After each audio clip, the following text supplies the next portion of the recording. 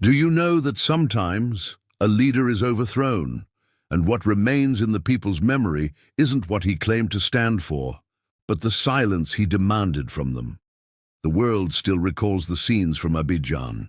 Armored trucks are stationed around the presidential grounds, soldiers at full attention, not as enforcers of authority, but as guardians of the people's will. One message echoed across television, radio, and phone screens. The Alassane Ouattara era has ended. This republic is Ivorian once more.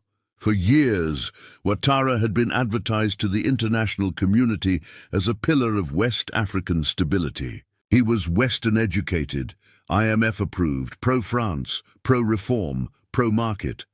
But for millions of Ivorians, that image was hollow. To them, he was not a democrat, but a despot dressed in democracy's suit.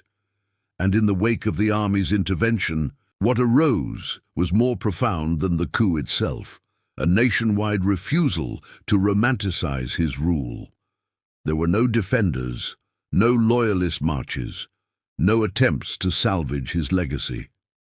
From school teachers in Yopougon to drivers in Daloa, there was one shared message: don't come to us with what he got right. We lived through everything he got wrong. When those who've endured suffering reclaim memory as a weapon, there is no comeback tale, only a reckoning. This wasn't political revenge. It was a national detox. Ouattara, once adored by international investors, is now the face of everything Ivorians vow never to become again. Not every tyrant wears a uniform. Some wear tailored suits and charm their way through global summits. Ouattara's rise was clinical, well-packaged, and strategically designed. Educated in America, coached by financial technocrats, hailed as the man to rebuild post-conflict Ivory Coast. He spoke the jargon of reform and development and walked comfortably across the capitals of Europe and the US.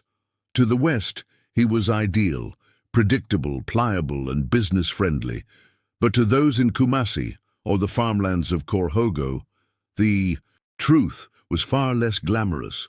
Jobs were privatized and lost. Mega projects failed without explanation. Dissenters were legally strangled. Critics disappeared. The CFA franc remained untouched. France's leash as firm as ever. He didn't rule through fear, but through suffocation masquerading as governance. Dissent became treason. Critique became criminal. And as long as foreign deals were delivered, the West looked the other way. For a time, Ivorians were told to be thankful, but thankfulness vanished when prices soared, wages shrank, and corruption walked freely through the halls of state. When, in 2020, Ouattara announced his third-term run, disregarding constitutional term limits, the facade shattered. Demonstrations erupted, lives were lost, international observers mumbled, he won again. But Ivorians took note, and when the army finally acted, it wasn't a coup born of ambition. It was an act of collective memory. The people didn't recoil, they sighed with relief. One protester murmured, "The shame has finally left us." The illusion crumbled, and no one, not even his former backers, bothered to piece it back together. When a ruler loses power, so too vanishes the myth that he mattered more than those he muted. In the days after the military's quiet move, a strange transformation swept the nation. Portraits of Ouattara disappeared from office walls. Campaign billboards were pulled down at dawn. No one had to order it. It was done out of disgust, not decree. Teachers dropped his name from the civics curriculum. Radio hosts refused to replay his speeches. Young artists painted murals of a locked vault marked Ivory Coast, with Ouattara's face as the failed key. In poor neighborhoods, his posters were burned, not in protest, but as ceremonial cleansing. A foreign journalist asked an old man in Bouaké, "Was there anything good about Ouattara?" He replied, "Yes. That he's gone."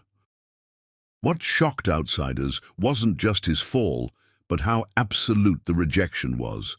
Even former cabinet members began admitting their guilt. One ex-economic advisor said on live air, "We thought we were building a nation, but we were protecting a monopoly of misery disguised by metrics." The IMF, World Bank, and French diplomats had no response. They didn't need one. They had seen the fine print. Ouattara had served their interests. Now, stripped of value, he was discarded. The people knew this too. They weren't just condemning a man. They were repudiating a system. Some autocrats fall. Others are buried beneath silence so profound it erases even their myths. In the barracks, soldiers had kept quiet, not out of loyalty, but out of duty. And all the while they observed, not orders, but injustices. The beginning of Ouattara's fall wasn't rebellion. It was remembrance. Across the military, young officers watched their communities starve. Their pay remained frozen, their housing decayed while senior brass thrived. Equipment from allies arrived incomplete. Contracts secured mining rights but never water access. They began to ask, if we defend the people, why are we guarding the elite? One officer, Colonel Ibrahim Souri, wrote anonymously, "They call him president, but he governs like a foreign envoy. Whose badge do we wear?" His message spread through secure channels across 5 bases. It wasn't sedition, it was awakening.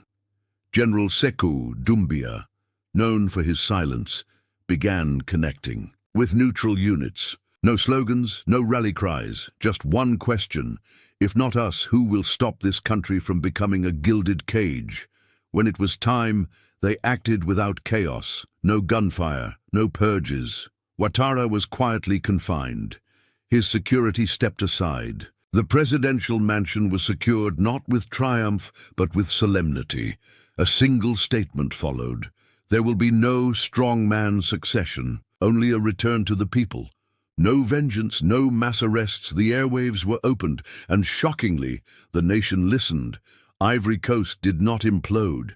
It recalibrated because someone in uniform remembered the oath was to the people, not to privilege.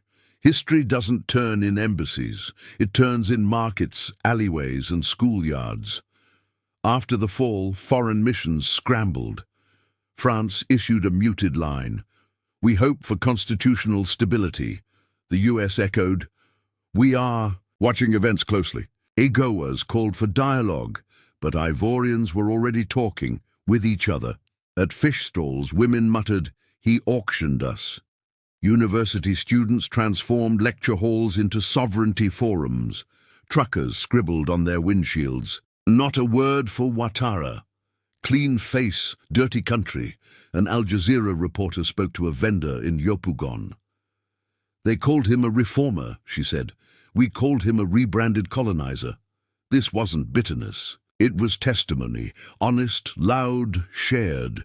Even those who once thrived under his rule kept quiet. To defend Ouattara now meant confessing complicity, and nobody wanted that. The hashtag rien de bon sur lui, nothing good about him, swept Francophone Africa. From Douala to Dakar, the Ivorian rejection became a continental mirror. When an entire people reject a legacy, the world must listen, not to officials, but to former allies, now too embarrassed to speak. The fall of one ruler became a spark for many. In Mali, demonstrators gathered at the French embassy holding signs. Ivory Coast spoke, "We answer next." In Burkina Faso, President Ibrahim Traoré gave a televised address. Their military didn't bring war, they brought vision. And vision is the first brick of freedom. Youth-led podcasts in Cameroon broke down Ouattara's fall as part of a regional revolt against the puppets of independence. French news outlets rushed to spin the story. Coup threatens West African democracy, but few in Africa read it. To many, Ouattara was never democracy. He was dependency in a suit. What stunned Western policymakers most wasn't that he was overthrown, but that no one wanted him back. Not one rally, not one petition, no institution defended him. Embassy cables began to reflect it. Popular sentiment overwhelmingly negative, no pro-Ouattara activity detected. His fall wasn't a scandal, it was a cleansing. And in the days that followed, the people began rebuilding, not the regime, but the republic. The archives were opened. What Ivorians found within was damning. Leaked contracts revealed over 70% of national mining profits routed to European or offshore firms. Telecoms and energy deals were signed far below fair rates. Presidential travel received 10 times the funding of public universities. A youth employment fund, $250 million, had gone unaccounted for. The signature? A minister now in exile. Spyware intended for cybersecurity had been used to monitor journalists, but the numbers weren't the only shock. Former civil servants took to the airwaves. One admitted, "The worst thing wasn't what we did. It's that we smiled while doing it." The new military leaders didn't need trials. The public put history on trial. Teenagers debated in schools what they never told us about our rulers. Musicians released protest anthems sampling Ouattara's own speeches over footage of food queues and police beatings. One chorus exploded online. "He spoke for them, never for us." While tyrants erase, Ivorians built monuments, not of statues, but of memory. The archives stayed open. No idol to Ouattara was erected, but a collective vow was made. Never confuse respectability with righteousness. With the silence of the regime, the people found their voice. A new language formed. Euphemisms were retired. Economic partnership became resource outsourcing. Stability was now externally enforced calm. Reform became repackaged colonialism. Even the term president was paused, pending redefinition. In homes, churches, and on local radio, Ivorians stopped asking, "Who will lead?" and began asking, "How do we lead together?" This wasn't optics. It was armor against future deception.